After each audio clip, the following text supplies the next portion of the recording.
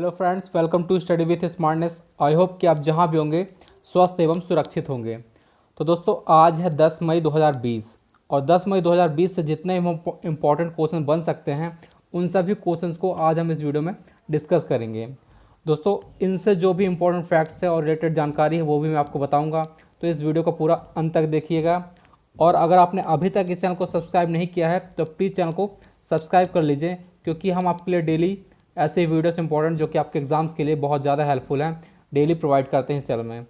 तो दोस्तों, चलिए स्टार्ट करते हैं आज का आपका वीडियो। आपका पहला क्वेश्चन है, भारत सरकार द्वारा किस राजनयिक को संयुक्त राष्ट्र में अपने स्थायी प्रतिनिधि के रूप में नियुक्त किया गया है?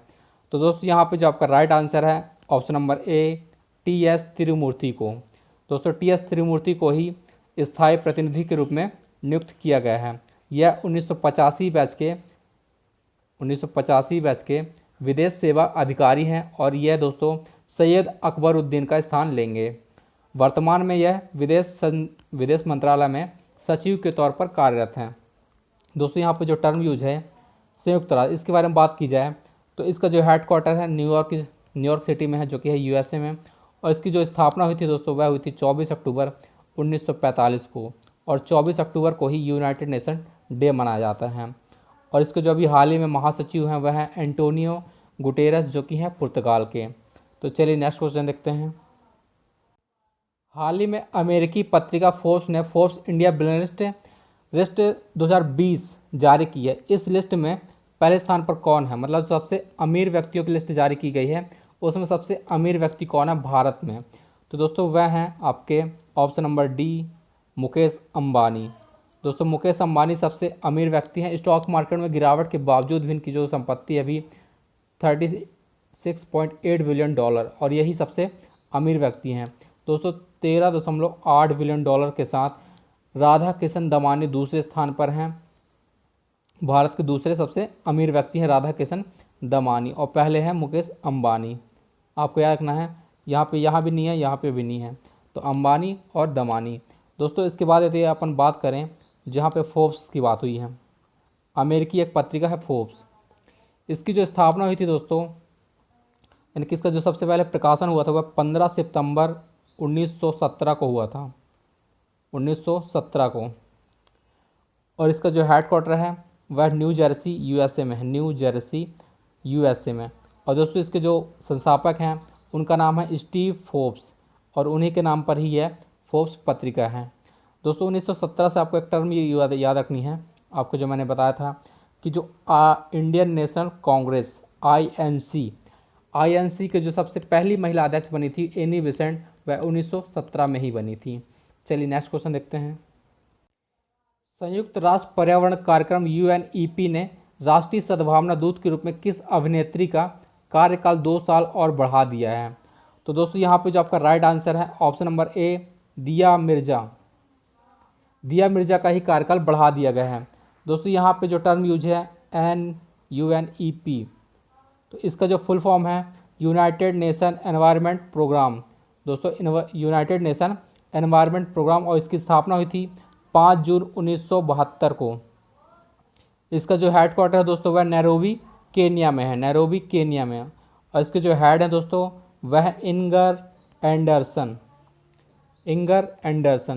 चलिए नेक्स्ट क्वेश्चन देखते हैं। हाल ही में किसने श्रम ब्यूरो के नए महानिदेशक के रूप में पदभार ग्रहण किया है? दोस्तों, श्रम ब्यूरो के जो महानिदेशक बने हैं वो आपको बताना है। तो यहाँ पे जो आपका राइट आंसर है वह है option number B, DPS Negi. दोस्तों, डीपीएस नेगी को ही श्रम ब्यूरो का महानिदेशक नियुक्त किया गया है। डीपीएस नेगी है जो 1985 बैच के अर्थ सेवा अधिकारी हैं। और यदि बात की जाए श्रम ब्यूरो की तो यह श्रम एवं रोजगार मंत्रालय के अंतर्गत कार्य करता है। इसका जो काम होता है दोस्तों वह होता है कि रोजगार और खुदरा मुद्रास्फीति में से जो रिलेटेड आंकड़े हैं उनको जुटाना और उनका विश्लेषण करना, यही काम होता है श्रम ब्यूरो। और उसी के महानिदेशक नियुक्त किए गए हैं डीपीएस नेगी, जो कि हैं 1985 बैच के अर्थ सेवा अधिकारी। चलिए नेक्स्ट क्वेश्चन देखते हैं। हाल ही में किस राज्य सरकार ने आयुष कवच नामक एक मोबाइल एप्लीकेशन लॉन्च किया है जिसे आयुष मंत्रालय द्वारा विकसित किया गया है? तो दोस्तों यहाँ पे जो आपका राइट आंसर है उत्तर प्रदेश। उत्तर प्रदेश के द्वारा ही विकसित मतलब ये लॉन्च किया गया है आयुष कवच नामक ऐप। दोस्तों उत्तर प्रदेश के सीएम योगी आदित्यनाथ ने बताया कि यह ऐप आयुर्वेद में मौजूद जड़ी बूटियों और चिकित्सा पर आधारित है। तो दोस्तों आपको याद रखना है आयुष कवच को लॉन्च किया है उत्तर प्रदेश ने। यदि बात करें उत्तर प्रदेश की तो यहाँ के जो सीएम हैं योगी आदित्यनाथ और यहाँ पे जो गवर्नर हैं उनका नाम है आनंदीबेन पटेल।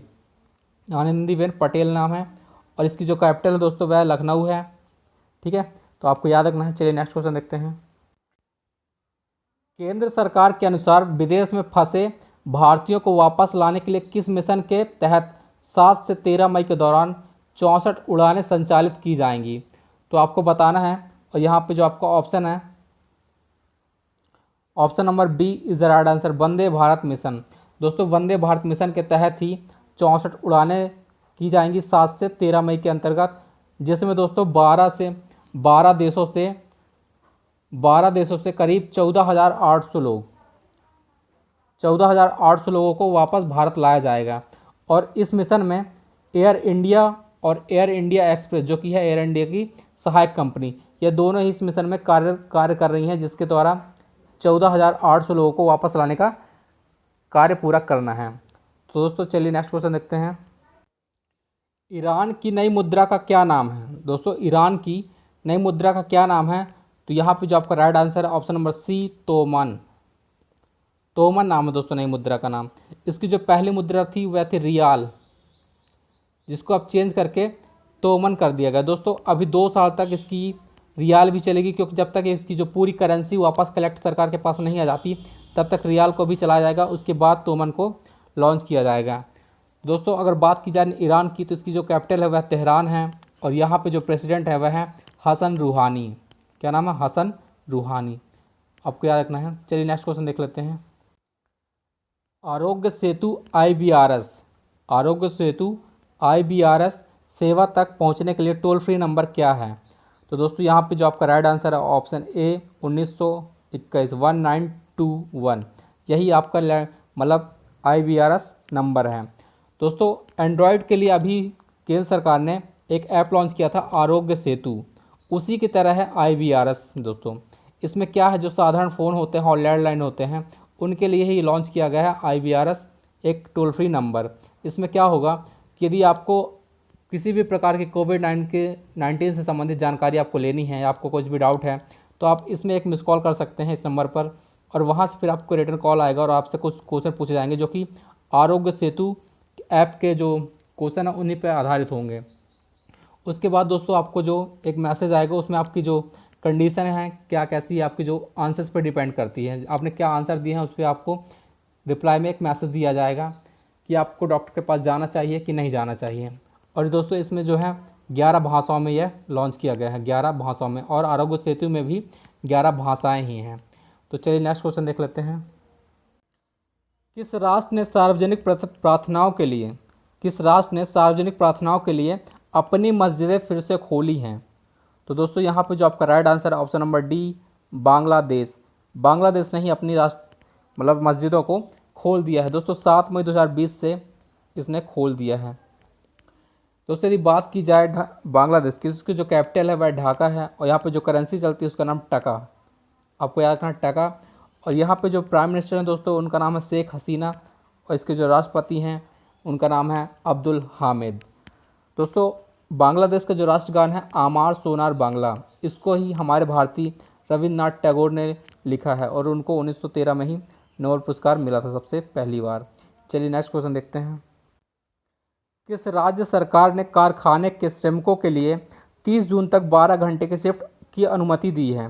दोस्तों किस राज्य सरकार ने कारखाने के श्रमिकों के लिए 30 जून तक 12 घंटे की शिफ्ट की अनुमति दी है? तो ऑप्शन आपके पास, और यहाँ पे जो आपका राइट आंसर है ऑप्शन नंबर सी महाराष्ट्र। क्योंकि दोस्तों अभी मजदूर की बहुत शॉर्टेज हो गई है, लोग कोविड-19 के कारण अपने घर वापस आ चुके हैं, जिससे कि वहाँ पे मजदूरों की कमी कारण ही गवर्नमेंट ने 30 जून तक के लिए आदेश यानी कि डिसीजन दे दिया है कि आपको 12 घंटे की करना पड़ेगा काम मजदूरों को।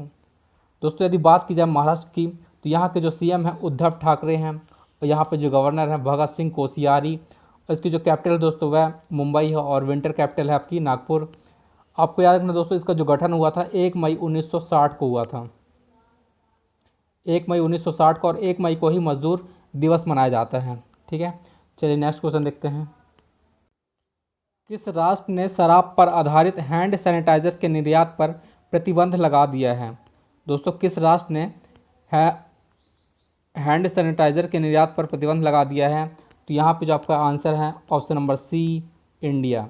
दोस्तों क्षेत्रीय व्यापार मतलब जो लोकल मार्केट है वहाँ पर इसकी मांग अधिकतर बढ़ने के कारण ही भारत सरकार ने 6 मई 2020 को 6 मई 2020 को इस पर बैन लगा दिया है हैंड सैनिटाइजर्स के निर्यात पर। चलिए नेक्स्ट क्वेश्चन देखते हैं। 2020 में बैसाख पूर्णिमा किस दिन मनाया गया? दोस्तों 2020 में बैसाख पूर्णिमा किस दिन मनाया गया? तो यहाँ पे जो आपके पास ऑप्शन है 7 मई। दोस्तों 7 मई को ही मनाया गया बैसाख पूर्णिमा। दोस्तों इसी दिन गौतम बुद्ध का जन्म हुआ था, इसलिए इसको बुद्ध पूर्णिमा भी कहा जाता है।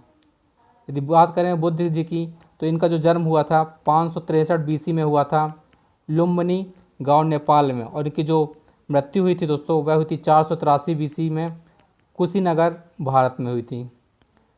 दोस्तों ये रहे आज के आपके टॉप 12 क्वेश्चन जो कि आपके 10 मई से इम्पोर्टेंट करंट अफेयर्स के थे।